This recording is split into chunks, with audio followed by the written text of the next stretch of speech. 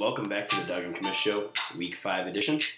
And our next matchup is the 1-3 Soldier against the 3-1 Nappy-Headed Foe. Now, before we get started here, let's talk about a trade that just recently happened. Soldier just picked up Ben Roethlisberger and Devin Hester from Beaner. And I know you looked at this trade very carefully, and I heard you say off air that you call this a shaft trade. What is a shaft trade? It is the epitome of a shaft trade. A shaft trade is basically, in this case, we're going to take Dougie as the shafter. Okay. He made this trade not for his own good, necessarily, although it did benefit him in depth. Mm-hmm. But he made this trade as a shaft to one of his rivals in his division, known as the Nappy.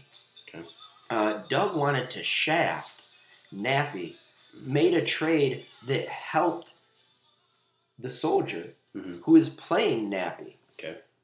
That's a shaft trade, and it's a darn good move by the Beaner. So then you got Ben Roethlisberger against Detroit and Brett Favre against St. Louis. St. Louis is a terrible team, gives up a lot of points. But unfortunately, the Lions are not as worse of a team. They're actually better, but they give up more points in the air than St. Louis does. So who do you give the edge to here? Probably Roethlisberger by a touch, but they're both going to have really good days. They're both going up against great matchups for them. Okay, and then we look at Peterson and Mendenhall against St. Louis and Detroit. This is where the game is going to be won, right here. We like AP, AD, whatever they want to call him all day. Call him whatever you want. Yeah, but he's going to be good. The problem is he might not play the whole game. It's possible, but while he's out there, I mean, we thought the same thing when they played the Loins, but he was out there all game. Didn't necessarily have to be. Chester Taylor's very capable, but I like Peterson and I like Mendenhall. That's hop on. All right. Going for a ride. Well, Marion Barber, Michael Bush. Marion Barber didn't make it through the whole entire game last week. Kind of practicing here and there this week. Do you think he plays? And if so, how much? It'll probably be a 50-50 split with the choice. And they're playing Kansas City at Kansas City. Maybe no passing attack because Romo blows. Okay. So I don't know what to expect. Hopefully, he does halfway decent for the Nappy. All right, his backup running back or his second running back, Michael Bush, not really liking at all. And I don't really know why you're owning anyone from Oakland right now. Do you? I see his alternatives, Douglas, and I don't really love them either. Michael Bush is at least going to touch the football. And then as I explained before, what happened last week with the Giants' defense is maybe towards the end of the game when it's 42-0 and the Giants are playing their third stringers, giving up some maybe dump passes against the prevent defense. Maybe Michael Bush can, maybe get 8 to 10 points off of that kind of offense. I see where you're going and how it took you an hour and a half to get there. But with Beanie Wells, why not just play Beanie Wells in that spot against Houston, who actually gives up more points than the Giants? Much better play. So if you're going to just take a flyer, why not play Beanie Wells? Because Beanie Wells might not even make the roster this week. I mean, you have to be on the field. You have as good as a chance as Beanie Wells scoring points this week. All right. Wide receivers, Reggie Wayne, Percy Harvin, and Santana Moss going up, decent matchups actually. Tennessee's terrible in the secondary. St. Louis is awful. And so is Carolina. Tennessee, what a surprise. They're just awful. They were the number, 2 defense last year in fantasy? Yeah. And they're just poor. Terrible. Poor. You kind of wonder if Schwartz leaving and Hainsworth leaving just really...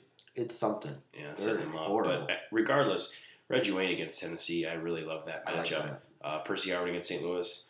He didn't have an amazing game last week, but enough to get some touches. And then Santana Moss, that's 2 weeks in a row. He's really done pretty well. As far as getting double-digit points. Are you buying Santana Moss? Sell. Okay. All right. On the other side of things, Steve Smith, Jericho Cotchery, Nate Washington, again against teams that actually give up some yardage in the air. Maybe not as good of matchups as Nappy has, but which side do you like better? Probably not by much, but the Soldier. Oh, really? Not by much. I mean, Reggie Wayne is going to have a dynamite day.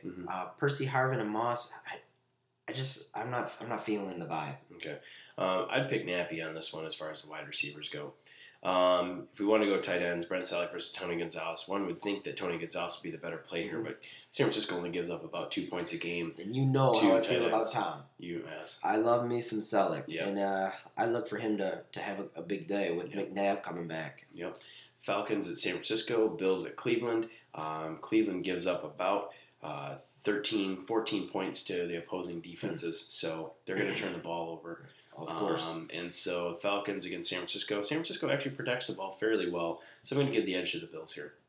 Yeah, I buy that. All right, and you said this game comes down to the running back, so who do you have? This game is going to be all about Peterson and Mendenhall. And I want to give a slap on the booty to Chapman for going out and getting somebody else to finally play along Peterson. Mm-hmm. Finally. Mm-hmm. And it's going to pay some serious dividends this week with both of these guys carrying the load to soldier to a victory 91-88 over the Nappy face. I'm also going to go the Soldier. I think that in the end, his running backs are going to probably overtake it. Mm-hmm. Although Nappy will stay in the game with his wide receivers, Yes, I think in the end, it'll come down to the Monday night matchup, and I think Jericho Cotchery will catch a couple balls, and that'll definitely help him out, take the Soldier to victory.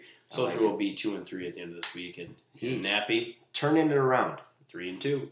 All right, we'll be right back with our next matchup.